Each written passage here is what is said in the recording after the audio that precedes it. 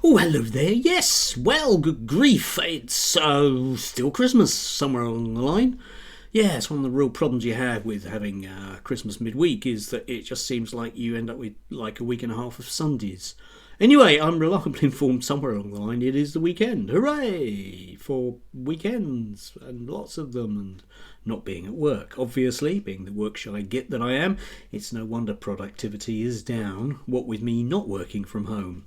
Anyway, plenty of very, very positive signs for 2025. Oddly enough, there was this bizarre one from the Telegraph yesterday.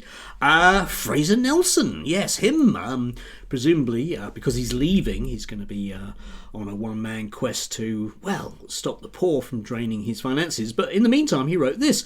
Britain's integration miracle is a beacon of hope amid instability. Keir Starmer talks talk and gloom, but this is an amazing country, never more so than now. Yes, you can have a look at the link down below. It's quite amusing to look at the comments because, of course, you aren't allowed to say that there are great things about the UK in the Daily Telegraph, particularly now with an vicious, oppressive, yeah, I can feel it, weight on my shoulders, Labour government out there, yeah, because, you know, that's been awful since July, hasn't it, what with pretty much everything still being the same. But yeah, anyway, he's allowed to write this because, of course, he's leaving, and yes, because, you know, it is a great place to live, isn't it, compared to pretty much anywhere else, because after all, we are, all of us, proud, stout Englishmen, even if we're women, even if we're not that English, all of us, hooray, yes, that's a decent piece, which of course will be buried amongst history. But Spike's managed to get in on the act as well, did like this, one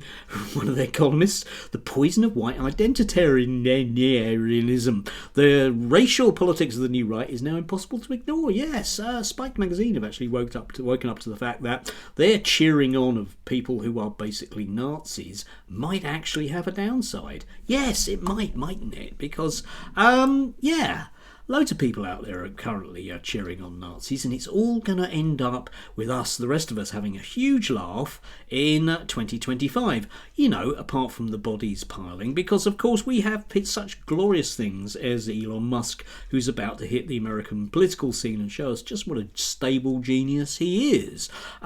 He managed to have a go yesterday at Wikipedia, showing that the evil Wikipedia Corporation spends money on equity. Yes, apparently they do things like trying to get more women to write for them. Awful. Imagine having women writing things. They'll have the vote next, won't they? Yes, anyway, Elon Musk, worthwhile spending a bit of time slagging him off, of course, because he did actually offer to give Wikipedia $1 billion if they changed their name to Dickopedia. And I think it's a real shame. It's a real shame that the AFD supporting Elon Musk didn't actually get called out for that, because of course he is a liar. He does promise to do things and then doesn't. And because he's the richest man in the world, he can safely, if you criticise him on his own free speech site, shut you down, which lots of people are starting to notice as well.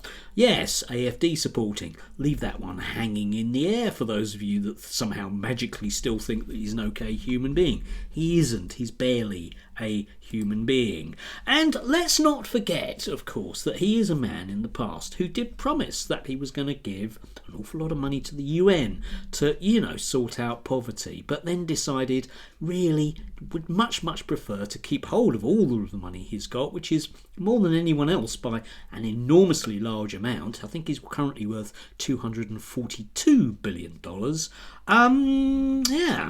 Rather much prefer to buy Twitter so he can slag off his children. Yes, the ones that don't talk to him. I wonder why that is. It's odd, isn't it? Yeah, for such a great guy. Anyway, he, along with the rest of them, is going to be in charge of America very soon, and we will see just how brilliant those things are. I mean, it won't be brilliant, obviously, for your average person who's poor, because the Americans will suddenly discover that the very limited amount of healthcare that they do, in fact, have is going to go south.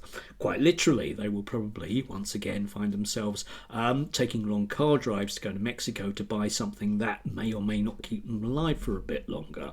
But, that's the libertarian paradise that these people are going to be living in. Yes, and gorgeously African people like Elon Musk won't have to worry about the police knocking on his door to throw him out, will he? Which will be a good thing compared to all the other people.